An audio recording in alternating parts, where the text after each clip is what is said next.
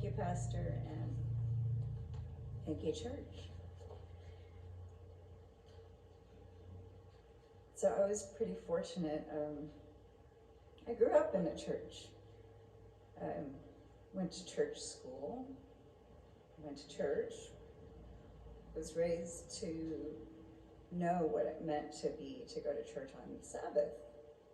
And that was really awesome to have that foundation, because when I left my family's home and went out into the world, I kind of forgot about the church and God. And I thought that I knew more than he did about what would make me happy. And I looked to fame and fortune, and neither one of those were very successful in making me happy. Wasn't very good at taking care of myself. I was always looking for someone or something to bring me joy and support me in that way. But I was still trying. So what my life looked like before Christ, before I came back to Christ, a little bit further in, was just kind of barely making ends meet, barely finding anyone who I could even get along with. I was interested in music, and I played the drums, and I thought that would bring me fame and fortune. And I do remember one time, after carrying my drum set and just putting it together and tearing it apart, and I had one fan who took my drumstick up and wanted my autograph on it. And I thought, wow, I went to all that trouble and I got one, and I only was asked for one autograph. So things were starting to hit home. I was not really getting a lot of satisfaction there, and not a lot of joy. And I also looked toward movies and Hollywood, writing and directing movies. And none of them made it to the big silver screen, and I didn't see my name on any marquees or in any lights, and just seemed to have my life revolving around planning all of these projects, playing in bands, working very hard, writing, directing, and none of it going anywhere. And I realized that everything that I was doing was pretty much to feed my ego. So I kind of realized that feeding the ego was not making me happy. And I did have an epiphany where I realized that I was just so miserable that I did remember sort of that,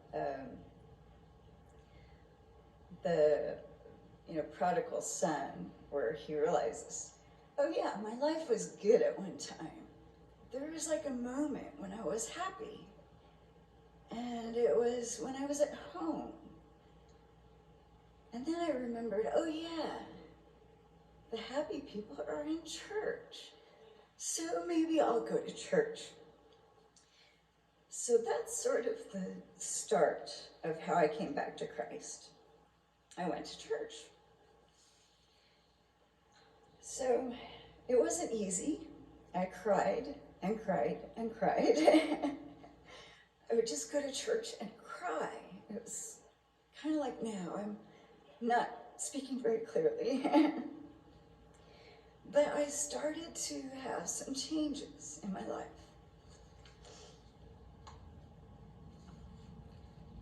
So I actually got a job that I sort of liked, and then I got a better job.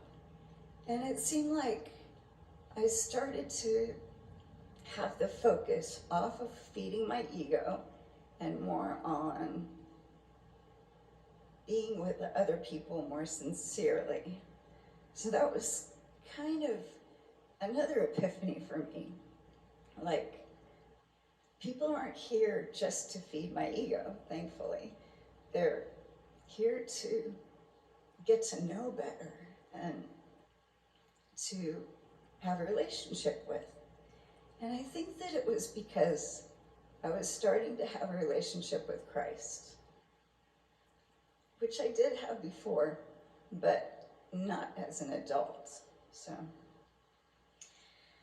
So then I came to the realization that fame and fortune were not really as attractive as I thought they were. So after I came back to Christ and found myself going to the church and getting the job and the better job and letting God lead my life, I really became able to see changes in my life. I could see that those fruits of the Spirit that people talked about, I was actually experiencing. I could actually have more patience and listen to people and kind of get to know them more and see their struggles and relate to them more.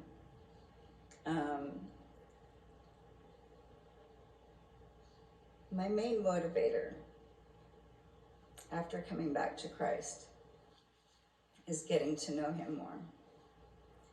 So now, instead of working so hard to pick up a drum set and take it to a club and put it together and try to impress people, I'm going out into nature and I'm going into his word and just finding that there's so much more to life than trying to impress people. So I have here 3 of the fruits: love, joy, and peace. These are 3 things that I really did not know very much about before. I am starting to understand that love is not self-centered. It's more about getting to know other people and learning to love my Creator. Once I realized that God is the source of all things and that he is infinite, I could understand that it was more about using what he gave me to show him how much I'm capable of understanding, learning, and growing to be more like what he wants me to be. So the more I keep my eyes on him and seek to do his will, the more he does reveal to me, and my capacity to receive has increased. So 7 months ago, I came back to Christ, and it has changed my life. So in closing, I want to say that 1 Timothy 2:4 says it so well. God desires all people to be saved. He desires all people to come to the knowledge of the truth. So we ought to seek to shine our lights. Be saved. Show others the truth. Amen.